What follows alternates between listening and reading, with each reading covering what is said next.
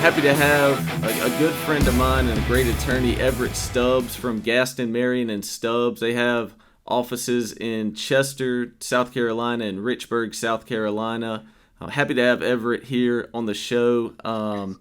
This is our first real podcast and video with Jacob at the helm here. Jacob's got a great setup for us, and I couldn't think of a better person really than Everett to have on as our first guest. Me and Everett go back. I want to say Everett maybe like 5 years or so, and obviously the people in Chester County know what a good person Everett is, and a guy that I respect a lot, and really have tried to model my law firm and the start of my career after the person that he is, the great attorney that he is, and so very happy to have you on, Everett, and look forward to it.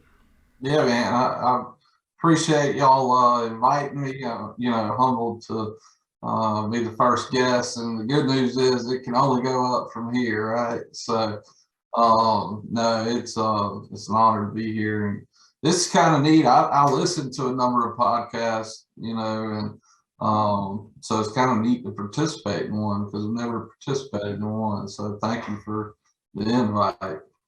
Yeah, definitely. So, Everett, why don't you talk to us a little bit about kind of your background, just growing up, how you got involved in the legal profession, maybe what spurred your interest in being an attorney?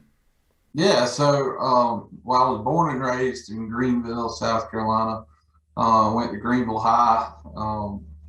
It was I had no idea I even wanted to be a lawyer until my last year of college. I was a business major in undergrad, and took a business law course with it was a JAG officer that taught the course, and his name was Jim Benton. And I really enjoyed that course, and that kind of made me think, well, maybe the legal profession is something I should look into. Went out, started working for Enterprise Rent a Car in their management trainee program. Did that for about 7 months or so, and said, I'm gonna try this LSAT thing and see how I score. Did pretty well on it, thankfully, because my undergrad grades they could use some improvement.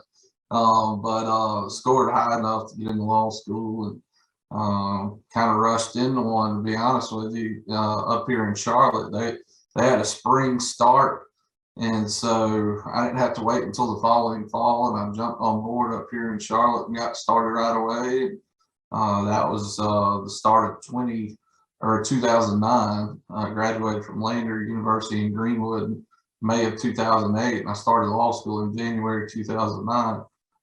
Finished up December 2011, and took the February bar and was passed it the first time. Thank goodness. I know that time period, this, Will, that time period between taking the bar, getting your results, all that stuff. I've never been so anxious in my life.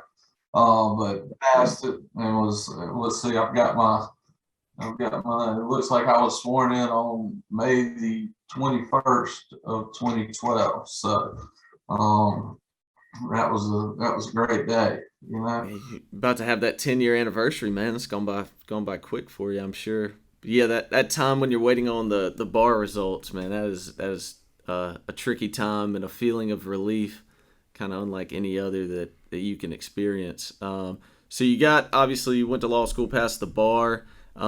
Think worked for the public defender's office maybe right after, if I'm remembering correctly, and then kind of went into private practice. What did you maybe learn, or what kind of good experience have you had, mainly being in private practice, about what you're doing now with Gaston, Marion and Stubbs? I know you've really done a good job of representing individuals, having a very good reputation, especially in the personal injury side of things, and kind of how did you get geared into doing personal injury law, and what do you enjoy about that? Well, and so I think it goes back to, I was very fortunate. My dad was a police officer. He was a Greenville County Sheriff's deputy. I actually kind of wanted to be a prosecutor, graduating in 2011, getting sworn in 2012. the market was still terrible. And there weren't any prosecutor job openings really around, but I got a job as as basically the public defender of Chester County. There was a guy over me, but he oversaw 3 counties, and I was basically a one-man shop here in Chester County. And that gave me a bunch of trial experience early on. I got an opportunity to try a bunch of cases early in my career that kind of gave me the tools to, figure out I could handle this. And then when I went into private practice, I kind of bounced around a little bit, tried a couple different areas of law, some private, criminal defense and some family court, and started dabbling in personal injury a little bit. And it almost gave me, kind of the emotional side of being a prosecutor, so you get to right some wrongs, or at least an opportunity to try to, undo some what I'd call victim type situations. You see a lot of times people texting, driving, drinking and driving, just regular old inattention, and they can really hurt some folks because of their, lack of responsibility or bad choices. So it came full circle from being a PD, which also was a wonderful experience for more than just the trial side. I kind of got to see a side of the community that I wasn't so in tune with. So, but it's come full circle. I'm a religious man, as you know, Will, and I believe God has a plan for all of us, and try to trust in Him. And here we are. So now I'd say 75% of my practice or more is dedicated to injury law. So we, that the good old standard car wreck is the majority of what I do. But we do have some other things that we do, workers' comp and, various other accidents and malpractice issues and things of that nature. So, but small town USA, you can't just do one thing, as you know, Will. You've got to kind of touch more bases. So, but it's been nice, and I've enjoyed, small town practice. I'd suggest it to anybody over those big city lawyers. Oh yeah, oh yeah. Well, I think maybe a lot of people don't know this, but you're one of the main reasons why I came back to Barnwell and started my own practice. Everett was very encouraging to me, and you were always encouraging to me, and you could see the progress that you were making. And really, when you were talking about how being a personal injury lawyer, especially, or really representing individuals, is sort of like that prosecutor role or the solicitor role, where you're that voice for somebody that doesn't have that, or and you really kind of, from our perspective, I know you'd probably think the same way. When you're going up against these huge companies that have really unlimited resources, you look at any college football game, and who is paying for all these advertisements? It's these giant corporations, insurance companies, things like that, that we're really trying to protect people's rights and protect them. And that's a feeling unlike any other, really, when you're trying to build that case, look out for an individual, make sure they're getting treated fairly. And you certainly were a huge reason why I came back to Barnwell, really because you were doing such a good job, obviously, in Chester with building your practice, but also what an impact you have in the local community, what you can do giving back, whether it be, I know you do a lot with the high school booster or Ducks Unlimited locally and throughout the state. So I think it gives you a great platform and somebody to look at that people respect, obviously, in the community. You do a really good job of that. What are some of the things that you're involved in the Chester community and surrounding communities? I know, obviously, very involved, like I said, with Ducks Unlimited. What other kind of things are you involved in there in Chester? Yeah, so I served as a term as the Rotary Club president. I'm still active in Rotary. Through that, you mentioned the Booster Club. One of the projects that we took on while I was the president there is, with the Chester Rotary Club, is that we started the ticket sales program for the high school, Chester High School. And so that was a great success. And so I got to know all the, administration with the high school and everything like that. And that was pretty neat experience. And we still to this day do that. So it was nice to see that kind of survive after my presidency with the Rotary Club. And so right now, I guess technically, I'm co-chairman of the Chester County Ducks Unlimited with Tony Pope. He's a well-known banker with First Citizens Bank here in town. I'm also the state chairman for South Carolina Ducks Unlimited. Obviously, I tell people all the time, I'm an educated redneck. I mean, I love to hunt and fish, be outdoors. Fortunately, my son is right there with me. And it's a lot easier to get away from my wife and daughter when my son's willing to go with me. So. But I'm technically the Chester County Bar President as well right now, and I've served on the Chamber of Commerce and a number of boards. And I think that you kind of used the word platform earlier. I think that being an attorney in a small town gives you a platform and opportunity that you might not have in larger, more populated areas. So it's people look at you a little differently in small towns as an attorney, just because you typically know a number of folks that are of power.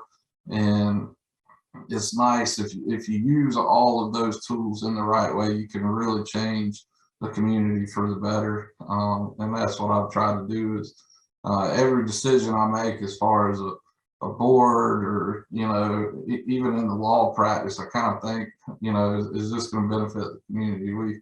We sponsor and I coach multiple youth sports teams. We sponsor a bunch of those. I can't even, it would take an hour for us to list all the different organizations that we give money to or sponsor or here or there. When the Little League All-Star teams going to play in a tournament in Barnwell County or something, we always donate towards that. And so, again, those are opportunities to really help the community thrive. And it's also an opportunity to let people know what kind of person you are and that you care about. So. Yeah, it's like you were talking about all the like the big insurance companies. Being a personal injury lawyer, you're kind of looking out for the little guy in a way, in more ways than one. Like you said, giving back to the community and everything.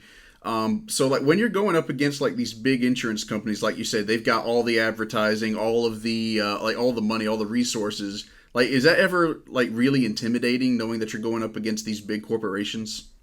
No, at first it kind of was, because I didn't feel as comfortable.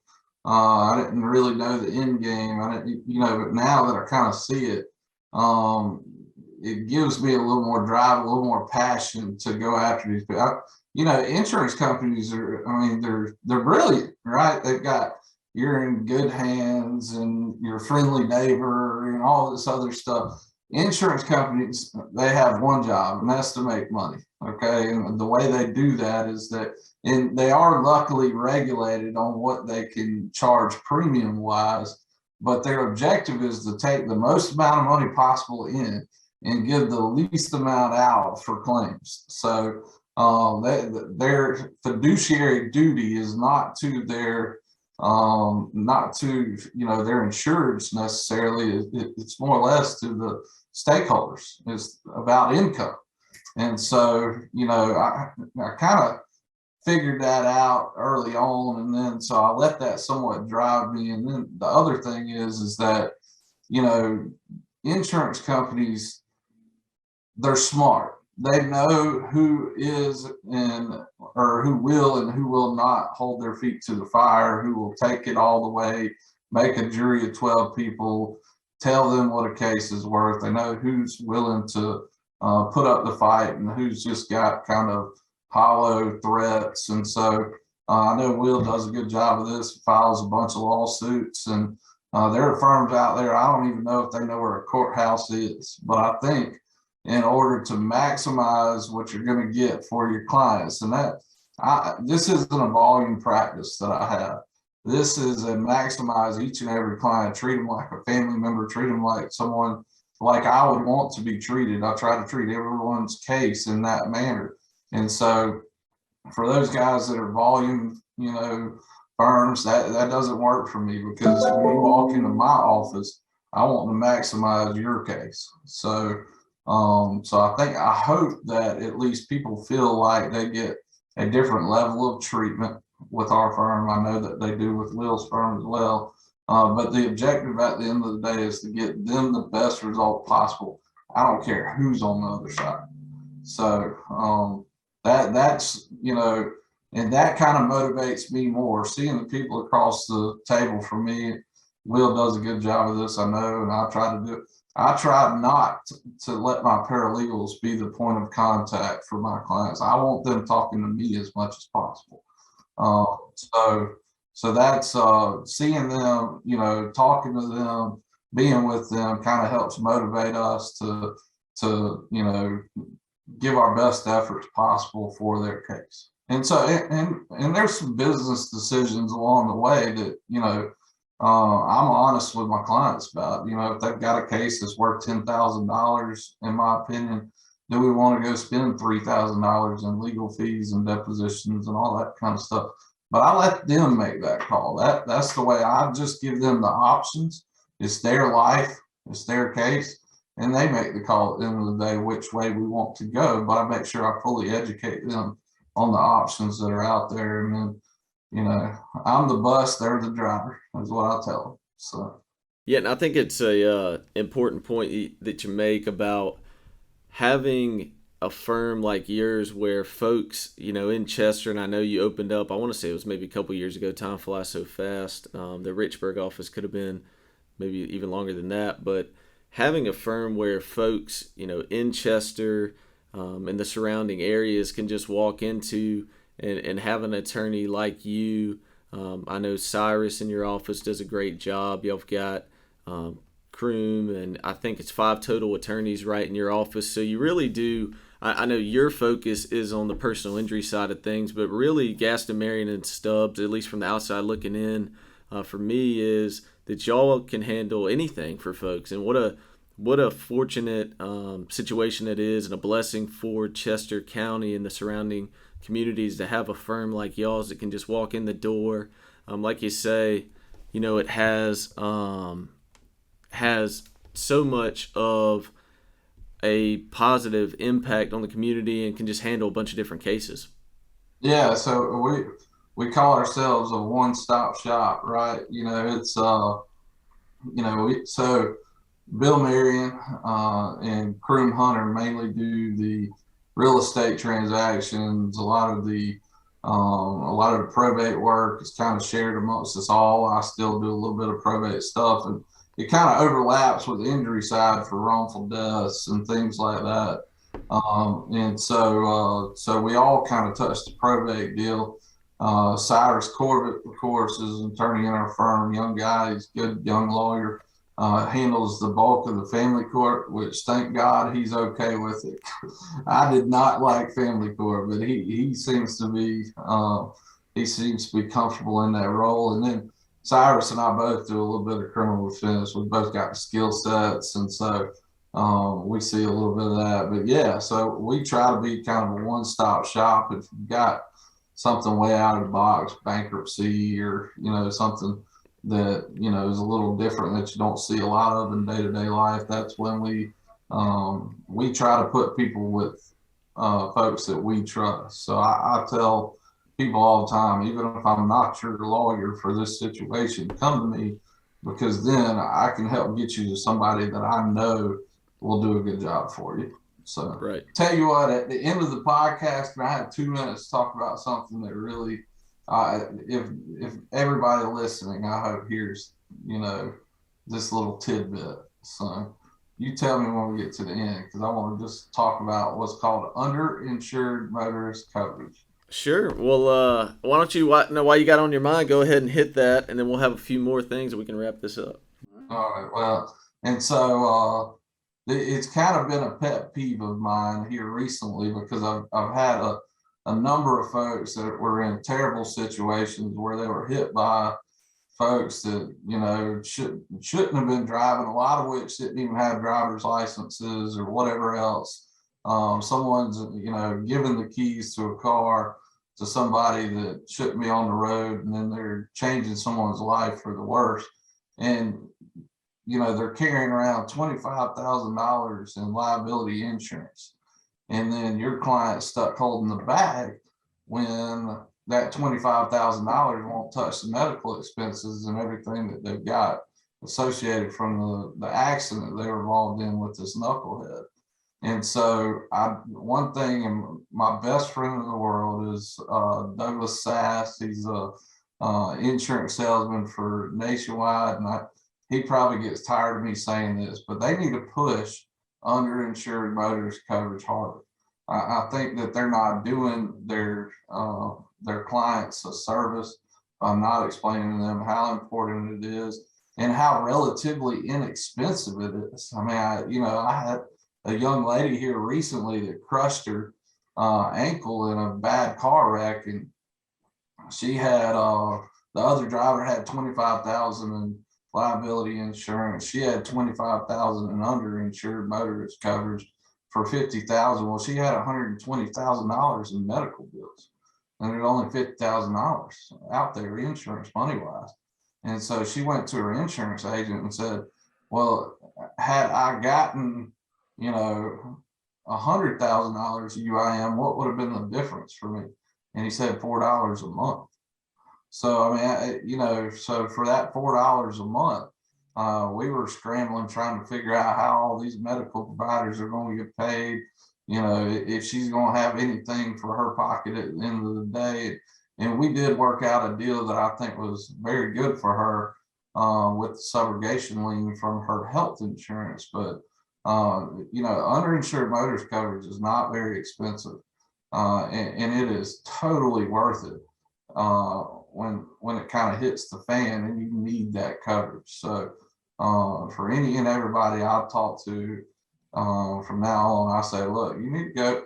I know, look at your policy, go call your insurance agent and say, what would the price difference be in underinsured motorist coverage? And think about where my recent client found herself, and you tell me if it's worth that extra $4 a month. So Yeah, no, you're exactly right, and that's something that we've tried to do a good job of, is putting out that content through all the things that Jacob can do, and this podcast is a good example of that, right? I mean, it's so important, man. That UIM is just so important. Most people think, and honestly, I thought this, maybe you were the same way, Everett, before I kind of got into this practice, is that, well, I buy my car insurance, so if I'm negligent and I hit somebody, I'm not paying attention to what's going on, or just a good old fashioned, people have wrecks, right? I mean, everybody's driving. Maybe somebody wasn't trying to get in a wreck, obviously, but you kind of thought where you buy your insurance to protect yourself if you are the at-fault driver in a wreck. And nobody ever told me that until I'm starting to look, into cases and, work through some cases and figure out what coverage is out there. I mean, that underinsured motorist coverage is so important because it protects you and your family. Yeah. I mean, it really is. And I saw a statistic not long ago. So as you know, Will, uninsured motorist coverage is required. You have that. But the underinsured motorist coverage, meaning for anybody listening, that the other person has insurance, but it's inadequate in amount. That's what we're really talking about here. So you need to make sure for the extra few bucks a month or whatever it is that you really load up on that stuff, because South Carolina probably, it is what it is. We're last in a lot of things, in this great 50 state nation. And I don't have any hard statistics here to kind of rattle off, but I would bet that we have a lot of underinsured motorists out there carrying just $25,000 or close to it in liability insurance. And the way medical expenses are these days, that is just not going to go very far.